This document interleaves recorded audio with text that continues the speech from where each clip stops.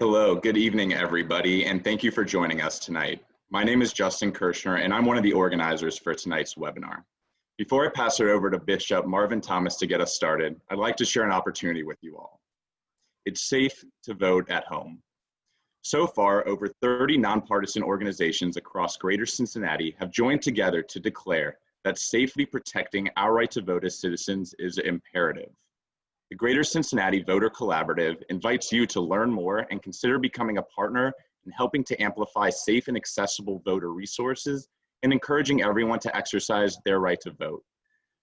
Follow the links in the chat in a moment if you're interested in getting involved in the collaborative as an organizational partner or as someone interested in doing voter engagement volunteerism. With that, thank you for listening and enjoy tonight's webinar. Bishop Thomas. Well, let me say good evening and welcome to this wonderful and exciting presentation that we have tonight on faithful citizenship, fulfilling our essential civic duty. For about an hour and 15 minutes, we will be led in this seminar by some of our leaders in faith communities across the city of Cincinnati. And so we're excited as they will be sharing with us the importance of voting and information on voting resources. And so it's a great time, and we're looking forward to the presentations by each of these panelists who will give a 3-minute presentation from their faith perspective. And we will begin with Pastor Leslie Jones, and as each one comes, each will introduce him or herself and the faith tradition from which he or she comes. Pastor Jones. Good evening, everyone. I'm glad to be with you here tonight in this webinar. And just to share a little bit of my background, I am also the regional clergy coordinator for a group called Faith and Public Life here in Southwest Ohio. And we are an advocacy group that encourages and looks at public issues and in the public arena from a faith perspective. So tonight, you know, I wanted to just share some things with you as a faith leader in the Christian tradition. One of the things that I thought was important was to talk about Christianity by numbers, particularly as it pertains to voting and civic engagement. In the United States right now, there are more than 205 million people who claim to be Christian. Yet we have 331 million, you know, more than 331 million people. So a large number of people, yes, claim to be Christian, but there are more than 217 denominations. And so I thought, you know, as I was putting this together and what would I talk about tonight, it would be very, I think, presumptuous of me to speak on behalf of all Christians, but I want to give you a perspective from an informed Christian background or from my biblical background. Not so much to speak for all Christians and say that all Christians believe this way, because if we look through the myriad of, you know, Christian groups, Christianity, it hails from liberal to progressive to moderate to conservative, and many people have different ideas and views. But for me, I look at the fact that 1 out of every 4 Christians does not vote. And so I have made it a part of my work for the past 10 years to talk with other Christians, to get them to vote, to talk to them about why they may or may not vote. I'm not one who wants to tell you what candidates to vote for, but I will say that we always need to look at the issues. And for me, why do I think voting is so important? First, Jesus said to the disciples in John 14:12, greater works will you do than I, that you will continue to do the works that I have done. And we know that the works of Christ, the one whom our faith tradition is named after, who is named for, we know that Christ healed the sick, you know, took care of the poor, took care of those who who were sometimes the most marginalized and most brutalized in society. So he says, yes, we will do those greater works. But that also informs me that I should look to how I can even do greater works beyond those things. And for me, voting is one of those ways. We're also commanded to be good citizens. And what it means to me to be a good citizen is to participate in the opportunity that we have. For me, voting is an opportunity. Voting is not just a right, but it is an opportunity for me to exercise my right, to exercise my faith by voting what I believe are the principles and values that I take from Scripture. And so I think those things are righteousness and justice. When people are doing righteous deeds and righteous acts, those are good deeds. Those are good acts. Those are things that make the field level and equitable for all people. I believe inherently that the Scriptures speak to us through Scripture. We hear that over and over again, that while God called for justice, even in the Old Testament Scriptures, and called the prophets to speak to the fact that perhaps sometimes the leaders not only of the faith, but the leaders of the government were not meting justice to all the people. I think about, a time when the widows were standing in line to be fed and to receive food, but yet the, Hellenistic widows were not getting the same amount of food, and they were not being served. And so I think about how those things play out in our time today. And we have something that we can do to curtail the unequitable treatment, the unequitable laws and policies. Policies are all made by people that we elect, people that we send to Congress, we send to the City Hall, we send to the White House. Those people are the people who are going to enact policies. So it's very important that we understand that righteousness and justice must roll down. It must come down like mighty streams. It must rain on all of us. And it comes when we use our principles and we use Scripture. And I want to just close with this. As I think about Matthew 25, and we think about the time when Jesus says, and they're having a conversation, and Jesus says to the disciples, when they asked him, Jesus, when did we see you hungry, and when did we see you and you were naked and we clothed you? When was that? And he said to them, when you did it to the least of these. And I think about that as one of the things that we have to do for the common good. When we think about voting and we think about participating in the political process and in our democracy, we as believers, as followers of Christ, have a responsibility not only to preach the gospel, but to live the gospel. Not only to live the gospel, but our behavior is so important. And I believe that we have an opportunity. We're always that tells us that what we do in private will be rewarded publicly. So voting is a way for us to do that. And I think my time is up. Yes, thank you, and excellent job, excellent job. Thank you very much, Pastor Jones. I always appreciate you and your commitment and contributions. The next rabbi, the Jewish perspective, Smoking. Yes, thank you so much. I appreciate the opportunity to share a little bit from our Jewish faith. And my name is Rabbi Moshe Smolkin from Adath Israel Congregation. And this is one perspective about how voting is so important to our faith. Often our experience translates into responsibility, into obligation. And so, for example, we were strangers in the land of Egypt. And so the Bible says that we must not mistreat the stranger as we were strangers and we were mistreated. We must not do that to other people. And in fact, we must, it says, "V'ahavtem et hager," you should love the stranger. So our experience often translates into responsibility and obligation. We were really blessed here living in this country to be blessed with the ability to vote and the ability to have freedom in ways that it's you know, over the last 2,000 years that we rarely had any kind of opportunity like this.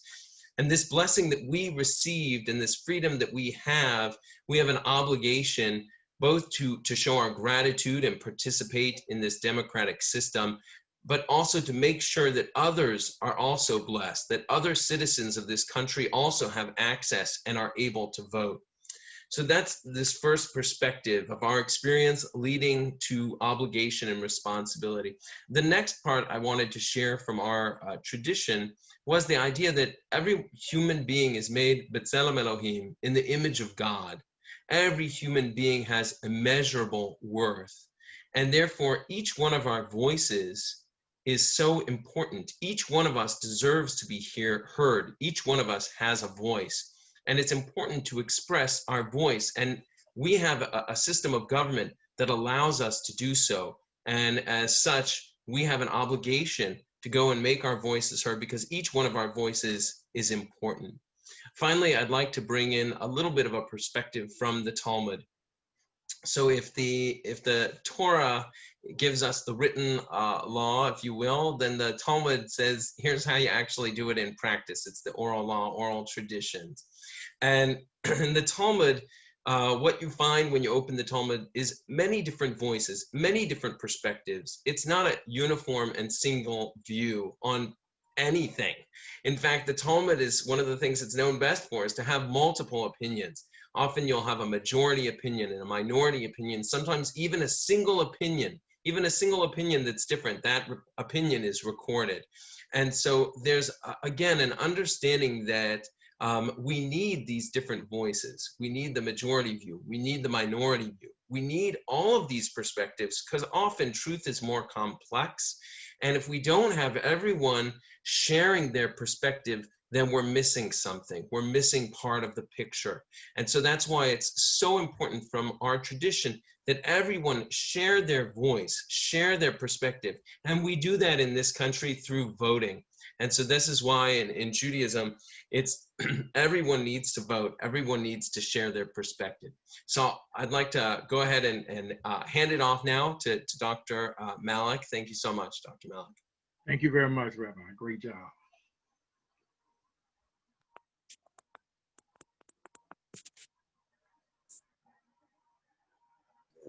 Okay, I think I'm unmuted now. Can you hear me? Oh, okay, thank you. Thank you very much.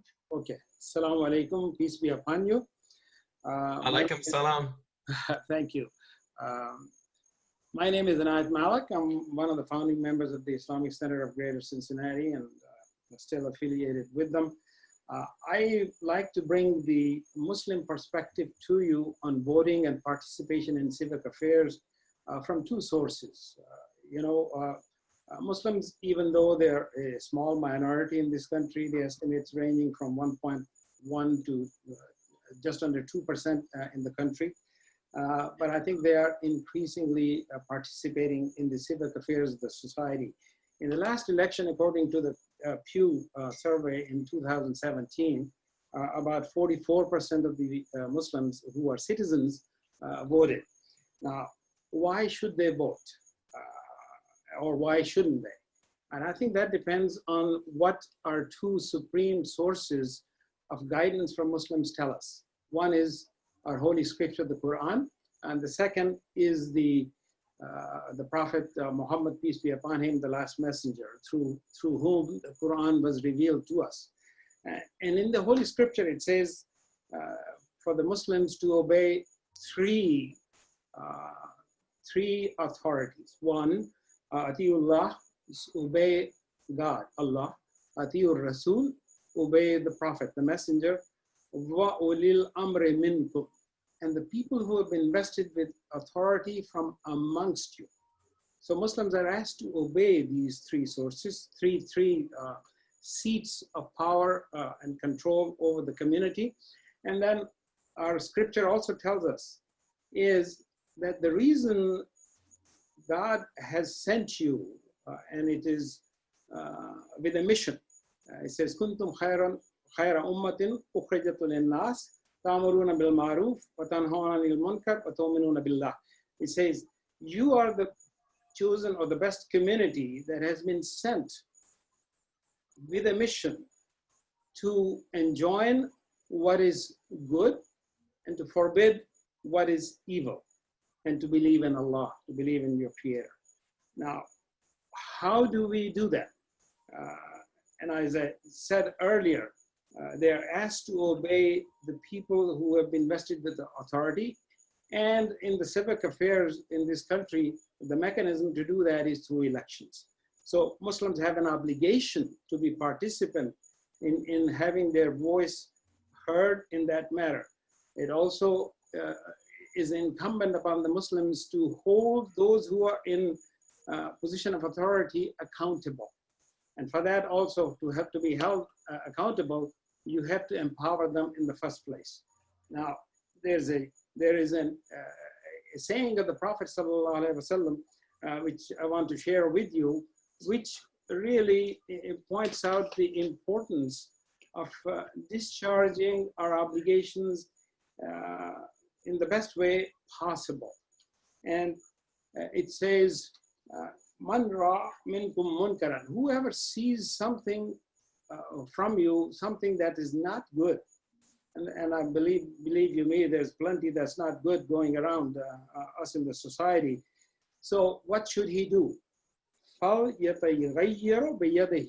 he has the authority or the power to do it, to change it, to guide this towards good rather than something bad, he should do that.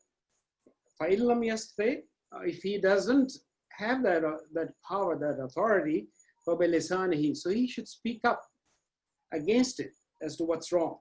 And if he doesn't even have that authority, so at least in his heart, he should disapprove of what is happening that is not good in the society. And that is the weakest form of faith that a Muslim can have. So keeping that in mind, that we are supposed to obey those who have been vested in authority, we are supposed to hold them accountable. And if we see things that are not to our liking, that we think are counter to what God wished for us, God wished for the community at large, where safeguarding the interest of those who are being discriminated against, or those who are not provided opportunities, those who are denied health care, those who are denied opportunities for employment, those who are denied opportunities for education, whatever type of oppression or discrimination there is, Muslims are supposed to counter that with every means at their disposal. And in a democratic society, the most powerful of those tools is voting. That's the election. So that's why it is important for Muslims to vote, and Muslim organizations all through the country are making efforts to increase people of Muslims who are registered to vote and encourage them to come out and vote. With that, I thank you for allowing me the opportunity, and I'll pass it back to Bishop. Thank you, Dr. Malik. Great job. And Reverend Joan? Sure. I'm Joan Van Beesler, and I'm the director of Unitarian Universalist Justice Ohio. And the commitment to the democratic process is a central historic principle of Unitarian Universalism. So let me explain. The Unitarian Universalists came together in 1961, merging the American Unitarian Association and the Universalist Church of America. Now, the Unitarian half of our heritage traces back to the Puritans and the Congregationalist Pilgrims, who believed in independent, congregational-based church governance. So our Congregationalist ancestors believed that revelation was not sealed. They believed that the Holy Spirit had spoken and would continue to speak to individuals and to communities. And what this meant is that everyone in a congregation had a right to speak up and a right to be heard, because the Spirit might be speaking more clearly to this one than to that one on any particular day or on any particular matter. Now, over time, this grew into a strong central commitment to honor the inherent worth and dignity of every person. And this included a dedication to the right of conscience and the use of the democratic process and voting in our congregations and throughout society as a central way to honor the agency and the worth and dignity of each of us. And historically, Unitarian ministers have offered a get out the vote sermon before each and every election, stretching all the way back to the 1700s. And that speaks, I believe, to the importance of democracy in this tradition. Now, today, Unitarian Universalists do not have a creed, but instead, our congregations affirm and promote 7 principles, which we hold as strong central values and moral guides. And we live out these principles within a living tradition of wisdom and spirituality that draws on many different sources. And the first principle is to affirm and promote the inherent worth and dignity of all, as you might expect. And the 5th principle is the right of conscience and the use of the democratic process within our congregations and society at large. And as I said, these principles are not dogma or doctrine, but they are a covenant, a commitment to walk together, the way we want to work and live together, and a guide for our UU faith communities. So these principles of Unitarian Universalism, they grew out of the grassroots and the history of our communities. They have been affirmed democratically, and they're a central part of who we are. Thank you. Thank you. Great job. Great job. Becca?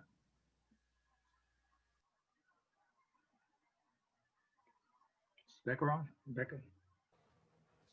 Hello. Oh, Thank okay. you. Thank you so much for having me here. My name is Bhaktavar Desai, and I'm delighted to represent my religion, Zoroastrianism, here in this webinar. Our Zoroastrian faith does consider our public and civic engagement as our religious and moral duty. And I'll give you 2 examples of that from our scriptures. The first example is exercising good judgment by responsibly practicing our right to vote or choosing our leaders. Our prophet Zarathustra says in his sermon hymns, which we call the Gathas, composed almost 4,000 years ago, that free human society should select only fully qualified persons of righteous records and merits for both temporal and spiritual offices in a true democratic environment, and thus establish the cherished and chosen government. In other words, if we want to establish a peaceful, happy, and prosperous world, then we have to carefully and wise, we have to be careful and wise when choosing our leaders, whether they are our secular leaders like the president of a country or our spiritual leaders. We must only choose them based on their impeccable track record, their meritorious and righteous actions throughout their lives, their human qualities of selfless love and compassion for humanity. Placing such righteous leaders in positions of power by carefully and responsibly exercising our right to vote or choose is an important moral or religious duty for every Zoroastrian. The second example I would like to give you is that in our daily prayers, we pray for the well-being of every unit of the human family, beginning with one's own family, then our local community, our town, our country, and our entire world. It is our duty to contribute our best to keeping our world healthy, happy, safe, and peaceful. As a good Zoroastrian, one never makes a choice based on what's in it for me. A good Zoroastrian always makes her choice based on what's in it for everyone. So examples of civic engagement, like volunteering in our community, getting involved in helping bring about new laws that ensure social justice and safety for everyone, or being involved in this, our very own group of the Festival of Faiths, that is working towards establishing a beloved community right here in Cincinnati. All of these are considered a religious duty for a Zoroastrian according to our prophet's teachings. Thank you. Thank you very much. Great job, Dr. Justin. Hi, good evening, everybody. My name is Jason Combs, and I'm a member of the Baha'i community of the Midwestern states, here in the United States, of course. It's my honor to be able to share a little bit with you about the Baha'i perspective of civic engagement. Just like many of my colleagues here on the panel have spoken, Baha'is are encouraged to vote. They're encouraged to vote according to their conscience. One teaching of the Baha'i faith is that we are prohibited from engaging in partisan politics.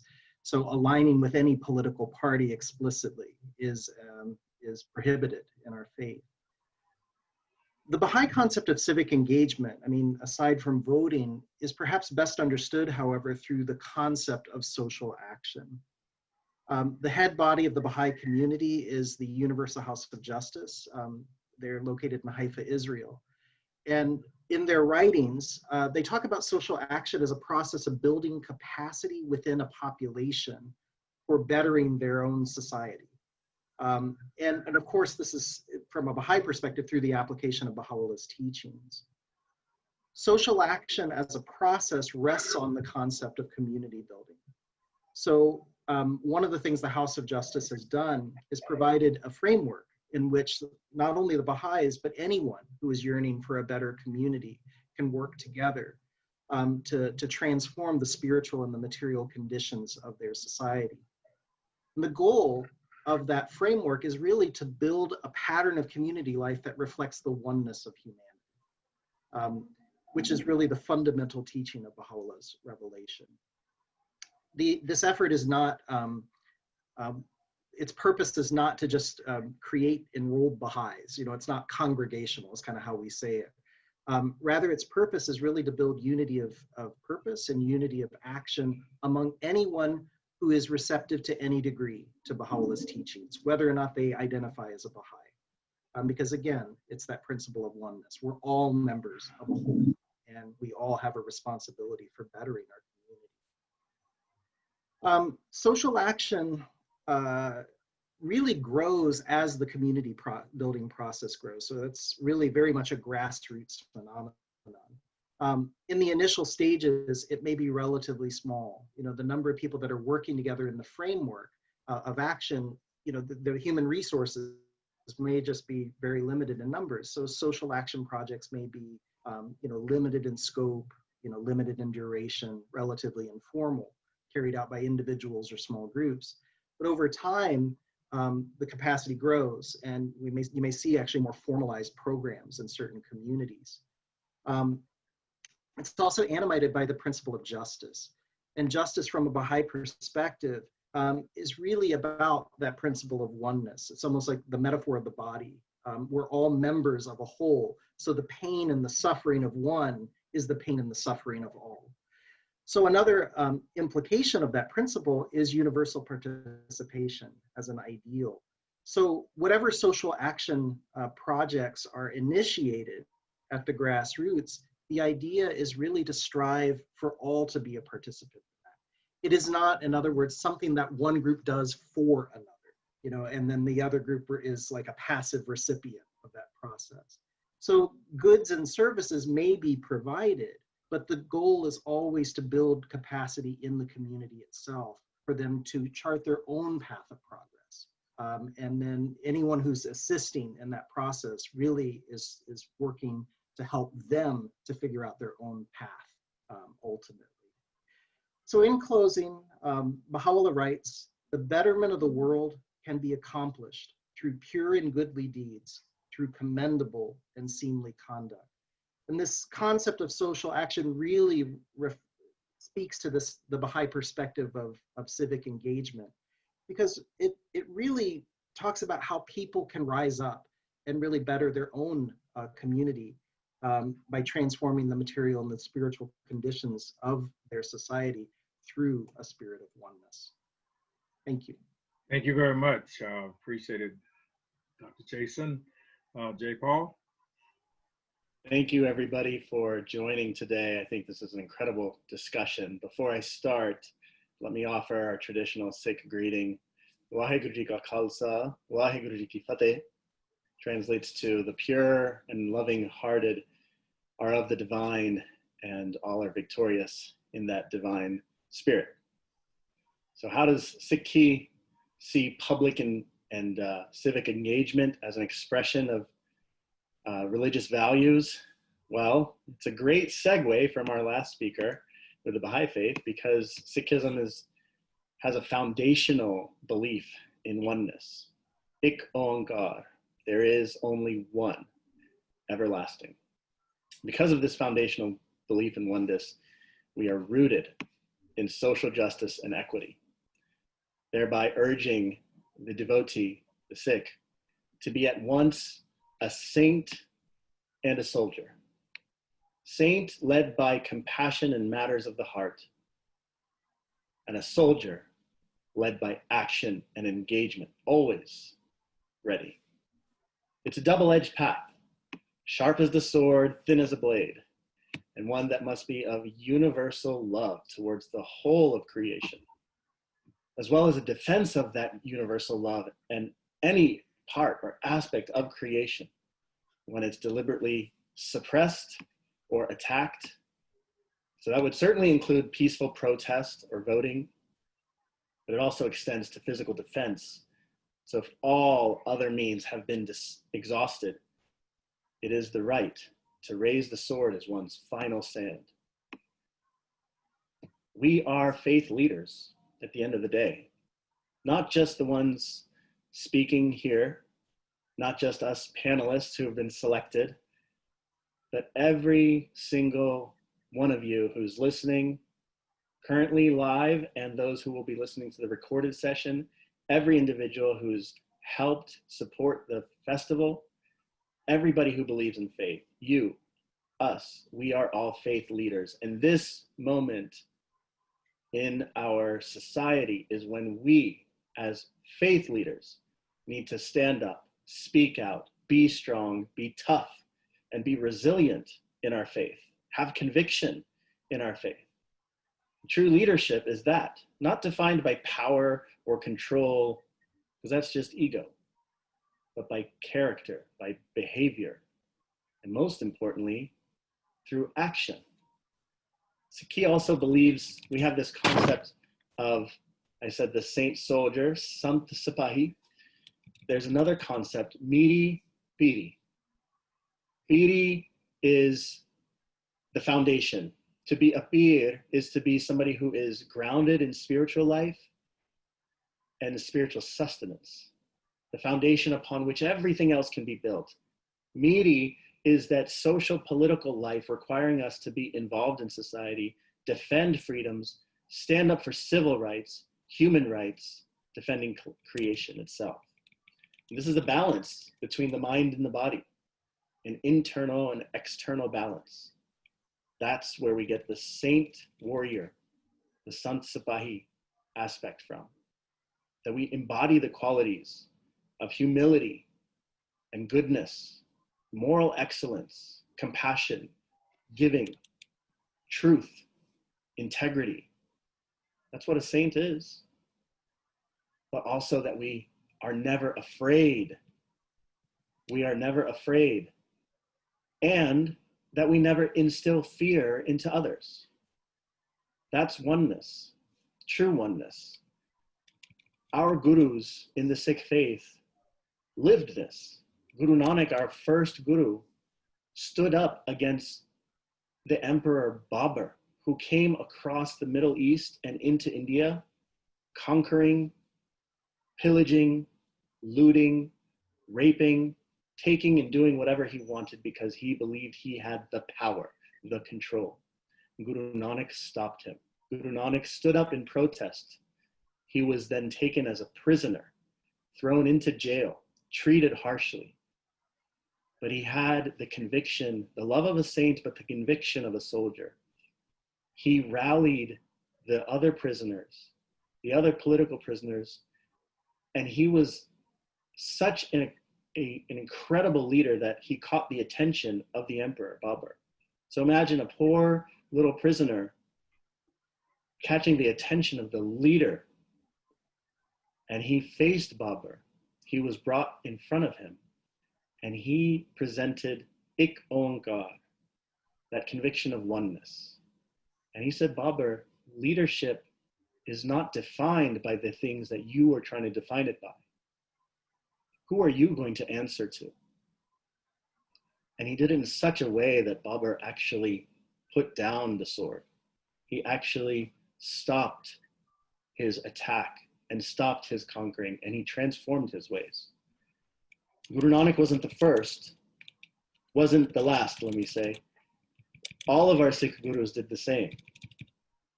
They followed in that pursuit. One amazing story is of the 9th Guru, Guru Tegh Bahadur, who actually stood up in public demonstration for freedom, in defense of religious freedom for all, not for Sikhs, but he was actually defending the Hindu faith. The Hindu faith is very different from the Sikh faith. And he stood up for those beliefs, the practices, the right for all. Guru Tegh Bahadur was beheaded publicly in the square, gave his life, the ultimate sacrifice, because he believed in oneness, because he understood what the meaning of public and civic engagement really is when we all come together, just like we're doing in the festival. So thank you all, and may we all rise in this moment as leaders, as faith leaders, to do what's right. Thank you. Thank you very much. Our last panelist, Jerry.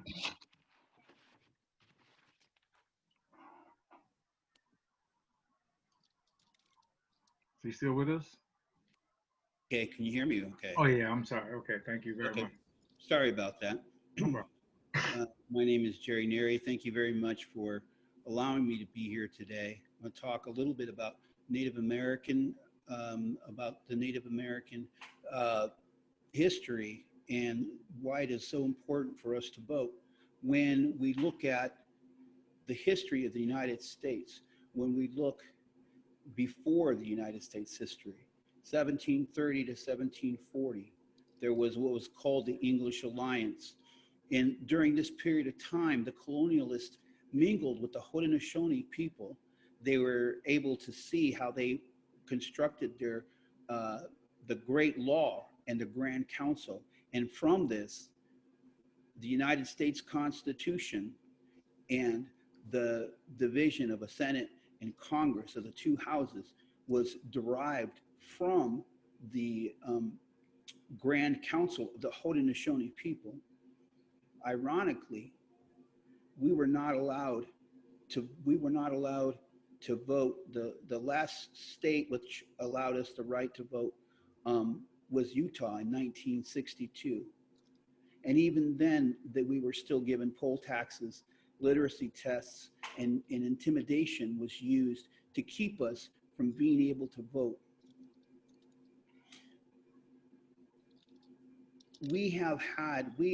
There are 574 separate and unique Native American, federally recognized Native American tribes, nations that are sovereign nations within the United States. In each of these nations, we get to vote twice. We get to vote for, on a national level, we get to vote for everything that is happening outside of our nation. And secondly, we get to vote for our tribal councils, for our leaders. And we've been doing that since prior to first contact, we have been voting for our councils and our leaders within our own tribes, within our own nations, for over 500 years. The Haudenosaunee and their Grand Council still exists. It's one of the oldest, it is the oldest council in the United States that's existed on this continent since before the United States was even a country. So the importance of voting for our leaders, voting for our rights is very, has a very long history with us. In North Dakota recently, even though Native Americans only made up 5% of the vote in North Dakota, we were able to, the voting bloc of Native Americans was instrumental in securing a narrow victory for Senator Heidi Heitkamp in North Dakota at the time. The Native American vote was so instrumental that they imposed new regulations that required voter ID laws in North Dakota that exempted Native Americans. Even though they were only 5% of the voting population, their vote was still enough that they're still to this day fighting at the courts in North Dakota to keep Native Americans from having that vote. So our vote is still very important. We vote for, not only have we voted for our leaders, we vote for those members on our councils that make decisions for our sovereignty, for what to do with money that is offered to us, with what to do with anything that has to do with tribal matters. It is important for us to vote. We do not separate, or we do not have words for religion or spirituality or social justice or our civic duty. These are all incorporated within who we are. It is built into us. Our moral reaction to poverty and social injustice is a part of who we already are. There is, since the 60s, there has been Native American liberation theology, which is the whole, the basis of liberation theology, but it's not based on Christian or Catholic dogma. It's based on Native American spirituality. And it is our duty to make sure to take care of those people who have less than we do. That has always been a part of each of our nations, to make sure that we look after and take care of those people who are poor, take care of the widows, and take care of those orphans. That's the same in most faiths. And because we have no one faith, it is true, though, of our people that we always take care of the least of our people. So I thank you for your time. I hope that I've been able to answer some of your questions. Thank you. Well, in that we're in a virtual setting, we cannot ask the audience to give everyone a hand, but in their own way, we hope that they will do so. But thank each of our panelists for great presentations, and I'm excited about the possibilities of our people getting out and voting, because it seems to be at the bedrock of each of our traditions, civic engagement in some way or another. And so right now we'll transition to to our friends at the League of Women Voters, Elizabeth and Desiree. Hi, I'm Elizabeth Brown. I'm co-president. We have two presidents of the Cincinnati Area League of Women Voters. And with me tonight is Desiree Futel. Desiree is the vice president of the local League of Women Voters for Voter Services. And so I'm going to bring up a PowerPoint presentation. And let me see here. And let me just get it in a slideshow for you. And I'm going to ask Desiree to start off if she would. And Desiree, just let me know when I need to change the slides. We're going to talk about a few things, but she's going to do some introductory work on some of the basis. And let me just, the setting is we're going to do the more practical. You guys have set an absolutely inspiring model of why people should vote and why it's within us and the need to do it. And so we're going to do more of the practical of how does someone vote in these days and what are the considerations. So Desiree? Thank you, Elizabeth. And I also want to just take a moment to thank everyone for attending this forum. It's very important for us to use our faith and vote this election season. So I'm really appreciative of all the attendees and panelists on here tonight. Elizabeth, you can move forward. So we're going to start with a little bit of background about who the League of Women Voters are. We operate on a national, state, and local level. We are the League of Women Voters Cincinnati area. We sit under the League of Women Voters of Ohio, who sits under the League of Women Voters of the United States. So when you join the league, local league, you join a force to be reckoned with. At the state level, we work to advocate on many fronts, including voters' rights, gerrymandering. We advocate for the census, voter education, registration, environmental issues, education, and so many more. We have a lot of positions for issues that concern protecting people's rights. But of course, the right to vote is at the heart of a lot of what we do. There are 29 area leagues in Ohio. However, our league in Cincinnati is one of the oldest in the entire country, and we just celebrated 100 years back in February. So we are an awesome organization with a very long history. We are a nonpartisan organization, which means that we don't represent the interests of any candidates or parties. We're not just for women. We allow men in the League of Women Voters, as well as individuals over the age of 16. Anybody is welcome to join. And we advocate for a lot of the same rights as the National League. So we work for voters' rights. Right now, I can tell you that we're working very hard to get our publication out, the voter guide, which some of you may know about. And we do all types of service around education, environmental services. We have unit meetings, all types of things to get involved in the community for the greater good. And like I said, we just celebrated our 100-year anniversary. So here are some resources that we provide. Like I mentioned before, we do our annual voter guide. And then one of the things that I like to point out is our online resource, vote411.org, is an amazing tool. It is actually the portal to get all of the information that is also found in the voter guide.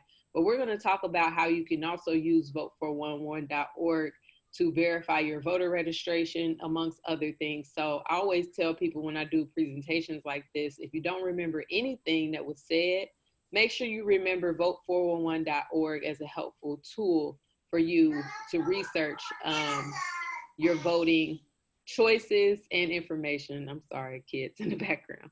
And then we also create a publication we call TRUE, which stands for They Represent Us, which has all of the candidates' contact information after they're elected, so that if you want to advocate for an issue that concerns you or your group, you have that information available.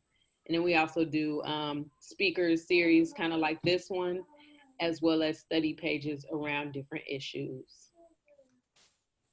So we have some important dates that are important for you to burn into your mind as far as getting things done this election season. Right now, we are in our voter registration and or address change, name change season up until October 5th. So if you have not registered, if you have not checked your voter registration, or if you have moved or your name has changed because you recently got married, it's very important for you to update that information with the Board of Elections.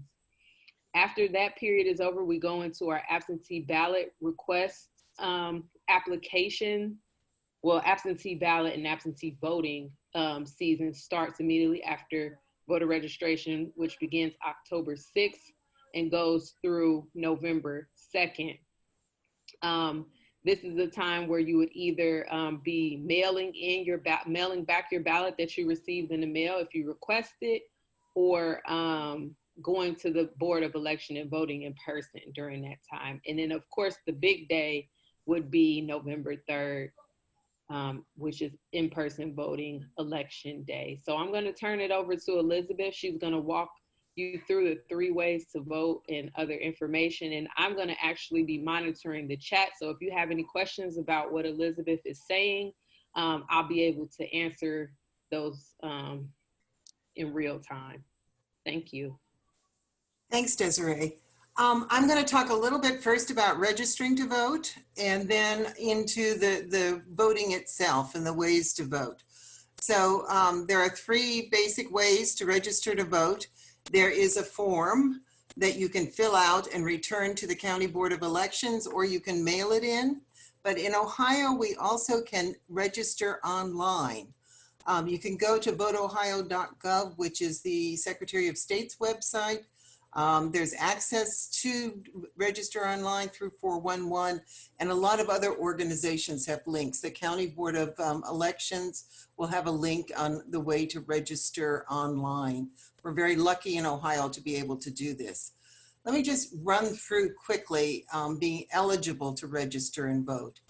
You need, of course, to be a citizen of the United States. You will be at least 18 years old on or before the day of the general election. If somebody is 17 and going to be 18 in October, they of course could vote in the November 3rd election, but only if they're registered. So actually they would be registering 30 days before the election, before October 5th, which means they actually register when they're 17 years old. I think some disappointed 18-year-olds were old enough to vote, but did not realize they couldn't automatically do it because of the age that they had to register, and they had to register 30 days before the election. You need to be a resident of Ohio for at least those 30 days. And something that a lot of people don't understand, because the election rules are set by the states, and it's different in different states. But in Ohio, you can vote unless you are, as long as you are not currently incarcerated for a felony conviction. In other words, you've been convicted of a felony and you are currently in jail or in prison behind bars. So someone may be in jail awaiting trial, they are allowed to vote. A lot of people, when I talk about registering to vote, say, oh, I can't, I have a criminal record. That is not a bar in Ohio. That's one of the big myths, and I think it's one thing that it would be really good for us to do a better job in getting the word out, that having a criminal record is not a bar to voting in Ohio, but you do need to be registered. If you've been in prison, when you get out, you need to re-register to vote. One of the most enthusiastic audiences that I registered to vote were men in a halfway house who had just recently been released from prison. And I had a room of about 30 men, and they were some of the most interested voting and wanted to make sure that they registered. It gave them a sense of empowerment and a sense of being back in the community. It was really inspiring. It's possible to be declared incompetent to vote. That's rarely done, nor are people usually disenfranchised, but legally these are 2 other ways that you would not be eligible. This again is the online voter registration, the ways of doing it. To do it online, you do need to have an Ohio's driver's license or ID card. Because you have to give online both the driver's license number and the last 4 digits of a social security number. If someone does not have an Ohio driver's license, they need to use the paper form. Okay, so you do need the Ohio driver's license or ID card in order to register online. And what they do, they pull your signature from what you signed when you got your driver's license. So that's the signature that the people at the polls would have as a sample of your signature. This is the actual paper registration form if you need it. There are many of these around. You can get them, print them off of the websites of the Board of Elections or the Secretary of State. You know, we have mass copies of them and a lot of people are passing them around right now. And just real quickly here, let me go back.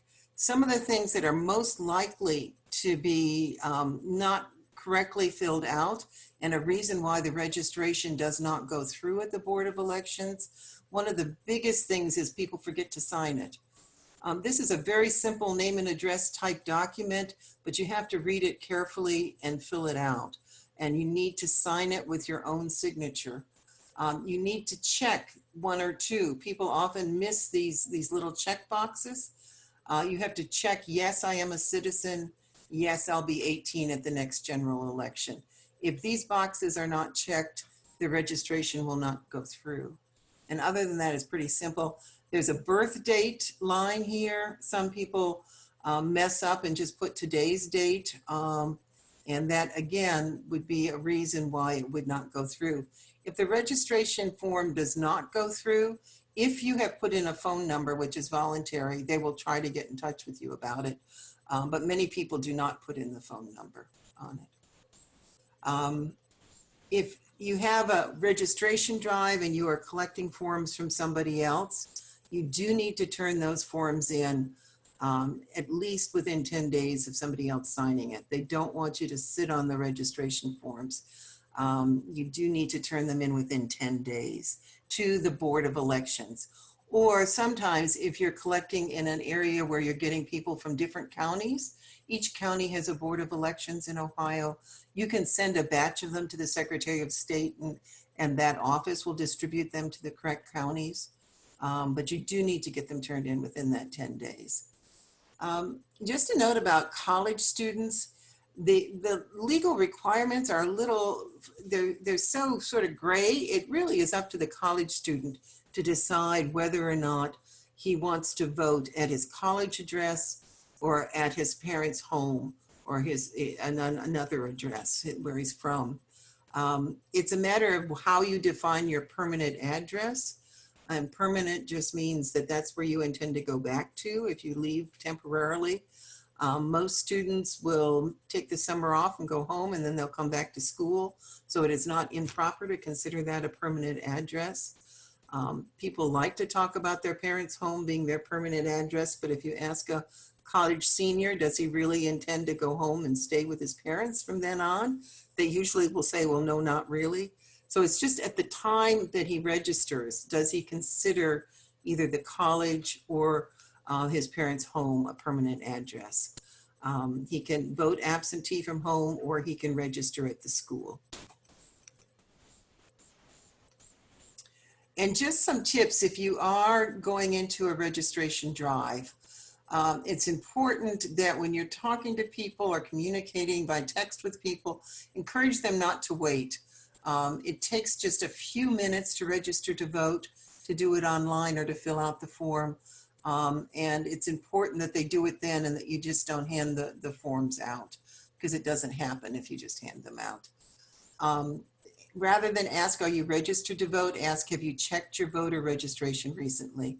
You can put your name and address into the link on the County Board of Elections site and it will come up immediately whether or not you're registered and where you are registered, where's your polling place. And it's good to ask people to check that. There have been purges in Ohio of some voters and there have been mistakes made during some of that purging. So it's important to encourage people to check their registration. They can do it in a few minutes. And you could offer, if you're doing a drive, offer to do it for them. And then it's important to remember that when you're registering others, it's not about your personal beliefs. You basically need to leave them at home. You know, candidates register voters, which is fine, but if you're taking a registration form from somebody, if anyone is, then you need to turn it in. The example I've heard is somebody fills out a form and gives it to you when you have a registration drive, and then the person starts ranting in ways that you consider wrong, disgusting, and offensive. And you say you think in your mind you really don't want this person to vote. Well, you still have to turn in the form. It's a trust that's been given to you, and there are actual criminal, it's a criminal penalty if you take somebody's registration form saying you're going to turn it in and you don't turn it in. So it's important that if you're collecting registration forms, that you actually get those to the Board of Elections, and that it's not a time when you're doing that to argue about politics. That can be another time. Okay, let me talk a little bit about the voting process. Again, it's different this year. We're voting in a time of a coronavirus, in a time of a pandemic, which makes things a little bit different as how we respond to things. The biggest difference, though, the election system is basically the same as it has been. We've talked a lot about different changes and reforms, but right now the system is basically the same system that we've been dealing with for a number of years. The difference this year is that it's important to encourage voters to vote early, to apply for absentee ballots if they're going to do it early, do it now, not wait till the deadlines. The biggest concern is that with more people voting by mail, that what's going to happen if they wait until the deadlines, it's going to totally overwhelm both the Postal Service and the Board of Elections. They're increasing capacity, the board, the Postal Service, but if everyone waits till the end, it's going to be, it's going to be chaos. It's going to be very difficult to process all of those last minute votes. If people do it now, if they apply now for an absentee ballot, if they turn that ballot around right away and get it in, it's going to be fine. They will be able to handle it all. But the big thing is to encourage people to apply for an absentee ballot today. Hand out the absentee ballot forms with the registration forms is what we've been doing. So let's talk a bit about voting by mail. It's like everybody's talking about voting by mail these days. A lot of suggestions of how to do it and when to do it and what's wrong. Vote by mail is basically, it's the same thing as absentee voting. Some people want to make a distinction. In Ohio, we still call it absentee voting. I prefer just the vote by mail term because it's more descriptive. In Ohio, any voter can vote by mail. You don't need an excuse. Some states you can vote by mail, but only by giving an excuse. In Ohio, any voter, any eligible voter can vote by mail. It is, however, a two-step process. You have to first request the ballot in writing. You have to fill out an application, a request form, and get it to the Board of Elections. You can do that today. You can send it in today. In fact, the Hamilton County Board of Elections right now has tens of thousands of absentee ballot request forms. They have the form, and then starting October 6th, they will start sending out the ballots. So they will mail you back the ballot, and then you need to fill out the ballot and return it to them. The application forms, there's a lot of them floating around. A copy of the form will be mailed to all registered voters in the state in the next week or so around Labor Day. The forms can be printed from the voteohio.gov website, from the Hamilton County Board of Elections website, but you do need to sign a form and get that hard copy to the Board of Elections. But even if you turn it in today, you're not going to get your ballot until October 6th, which is when early voting actually starts. Okay, when we say get it to the Board of Elections, You can either mail it, it's a vote by mail, or there is a drop-off box at the Board of Elections that is a 24-hour secure drop box that you just drive up and you can put in your registration forms that you've collected from people. You can put in your absentee ballot request forms. Once you get your ballot and fill out your ballot, you can drive down to the Board of Elections in Norwood and drop your ballot into the box. You don't have to put it in mail. You can deliver it in person and you don't have to go into the office. You can just drop it in the drop box. They are saying now that if you are mailing it, you need to allow at least 1 week for the mailing. We used to say 2 or 3 days, and now they're saying you need to think in terms of if you're mailing it, it could take as long as a week to get there. Elizabeth, I just wanted to add a good point that our state league said is if you're updating your registration or registering for the first time and you know you want to vote by mail, it's a good idea to staple both the registration and the absentee ballot request together so that they could be processed at the same time. Okay, very good. Very good. This is what the form looks like. It's, again, a very simple form, but it does have to be signed. Way too many were rejected in the primary, and often they were rejected because people forgot to sign it. It's not difficult, but you do need to stop. You can't just whip through it real fast and throw it in the mail. You need to stop and read it and fill out the form as it requests. It wants your name and address, your birth date, you know, and the last 4 digits of your social security number as an identifier. And this form that we're handing out now and that you will print off now, it names the general election that you want the ballot for. There are some other forms still floating around that may be general forms that ask you to check the box of which election you want, and you want the ballot application for the November 3rd general election. Again, this is what it will look like. Voting in person. The boards have been really concerned about making it safe for people to vote in person. They've done a lot of work. In Hamilton County, they actually rented the office next to the board's office in Norwood because it's a much larger space.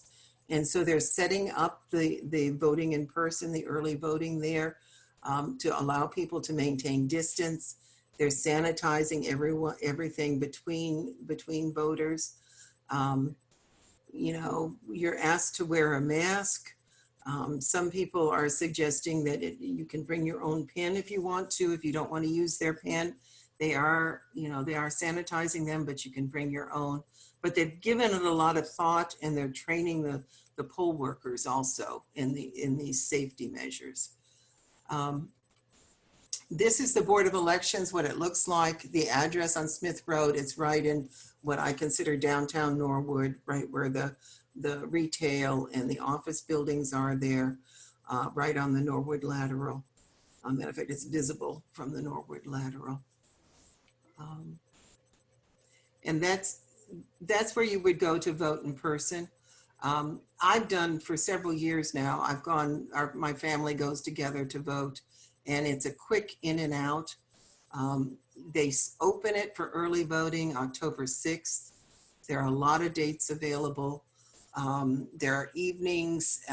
It's open only till 5 the first 2 weeks. The next week it's open till 6. The next week it's open till 7. And then there are 2 weekends that you can vote. The chances are in this election, by the time you get to the weekends, it's maybe long lines. But if you go early in the month, you will probably be able to walk in and walk out without any line at all. Okay, oops, wrong way, sorry. Identification, ID is required in Ohio, but it's not a photo ID. You can use a photo ID if you have a driver's license. That's the easiest thing to do. But if you don't have a driver's license or a state ID, there are a lot of other alternatives that you can use to show your acceptable identification. You can take a utility bill. The important thing is that it has your name on it and a current address, and that it be a date within the last year, within the last 12 months. But it could be a utility bill, a bank statement, just something that has been mailed to you at your address. A payroll check that has your current name and your name and current address on it is sufficient. So there's a lot of ways to show ID. I also suggest to people, if people think they may have problems or have had problems before about their identification, going to vote early is a really good idea rather than waiting to go to the polls on election day, because the people at the Board of Elections are the experts. They're the ones that train the poll workers. They're the ones the poll workers call if they have any questions. And the people at the board can deal with ID questions or ID very easily. And they want you to be able to vote. They'll go out of their way to make sure that you're able to do it. Generally, student IDs are not acceptable because they usually don't have an address on them. Is the reason that they're not. If there is a question about your ID, whether you're about your eligibility or your ID at the polls, you will be given a provisional ballot. People get really upset and they assume that it's not going to be counted. But, you know, if it's an ID question, what happens is you fill out the last 4 digits of your social security number on your provisional ballot, and your ballot will be counted. It just needs to be taken back to the Board of Elections and verified. And once it's verified, it is in fact a counted ballot. If you don't put the last 4 digits of your social security number on it, you can go later to the Board of Elections immediately after the election, a few days after the election, no later than 7 days, and show them a qualifying ID. If you want a bank statement or a utility bill, you can do that if you prefer not to give the last 4 digits of a social security number. But provisional ballots, you know, are fine. They need to be voted. People walk out in a huff if they're handed a provisional ballot, which is very bad because their vote would have been counted. It doesn't mean it's a bad one. It just means that it needs to be checked again. And once it's checked and the social security number is verified, it is a counted ballot. Another huge way that particularly this year to make a difference is to be a poll worker. I've told lots of people that if you usually campaign for a party or a candidate and pass out literature at the polls, this year it would be much better if you were inside and were a poll worker. You can do a lot better to make sure that this is an election that goes smoothly. Because of the pandemic, a lot of the older poll workers have chosen not to do it this year, the experienced ones. So they are actively recruiting poll workers. It's a great way to understand the full system. It is a long day of work, but it really makes you part of the election system and you understand it a lot better. And we need good poll workers.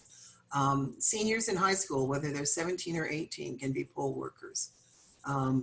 It's a great way for young people to learn about the election system and become committed to it. I'll run through really quick just some ideas that groups have generated for congregations about if they want to do something to help voting. Forming a team and decide what would work for your congregation because it's different. There's nothing that works for everybody. Insert reminders about voting in bulletins and newsletters. We have a monthly reminder list, if you like, that the league could share with folks. Announce the candidate forums that the league holds. Have a registration drive. Ask all the congregation members, do you need to update your address? Distribute our voter guides that Desiree talked about, that she is so busy putting together right now. It's available online, but there's a print voter guide that a lot of people really rely on to understand who's running and what the issues are in the election. And then if you want to work in the community, you know, start with targeting the information and forms to places that you already have a relationship with, whether it's a senior residence or a food pantry or a community dinner. You know, it's much better to think about who do we know, where we can reach out, rather than decide you're going to go cold someplace where you've never really been before. And the League would be glad to supply a virtual speaker to answer voting questions if you would like in the congregation for things. And the last thing I have are basically some resources. You know, anything you want to know about Ohio elections, you can probably find on the Ohio Secretary of State website. It may take you a minute to do it because it's so full of information, but it has answers to almost any question you can think about. The County Board of Elections website also is excellent. You can get a sample ballot for your address there, not today, because the ballots have not really been certified as yet, but within a few weeks, you'll be able to get a sample ballot. You can go as the League's Vote 411 for nonpartisan information on candidates. We have a website. We are doing a voter information refresher this Saturday. It's virtual. It's basically an hour version expanded with maybe a better ability to ask questions of what we're talking about now. And we are doing a Who Are You to Judge forum with this Bar Association on September 29th and October 1st for the 12 judicial candidates. We elect our judges in Ohio, and often people don't know who's running, but all of those 12 races are competitive races this year in Hamilton County, which is unusual. No incumbent is unchallenged. And so we need to know who it is that we're voting for. And that's all I have to say. Desiree, are there questions? Yeah. We're going to, we're going to, our time has come to an end for us, the time that we've set for tonight. Persons who may have questions of the League of Women Voters, if you'll place those questions in a way and leave a contact information, I'm sure the League will get back to you. But let me thank all of you, for all of our panelists, and certainly the League of Women Voters for this most informative webinar we've had tonight. And so let me encourage all of us to respond to the call of the moment. And that call is for each of us to become actively engaged in this civic moment and to cast our vote before or no later than, well, certainly no later than, but let us all make sure that not only do we participate in this process, but each one reach one and bring one. Let us engage as many persons as possible, and thank Justin and his committee for pulling together this webinar tonight. The Festival of Faith, thank you very much for this great conversation tonight, and look forward to hearing and participating with other events with the Festival of Faith for 2020. Thank you very much and have a good night.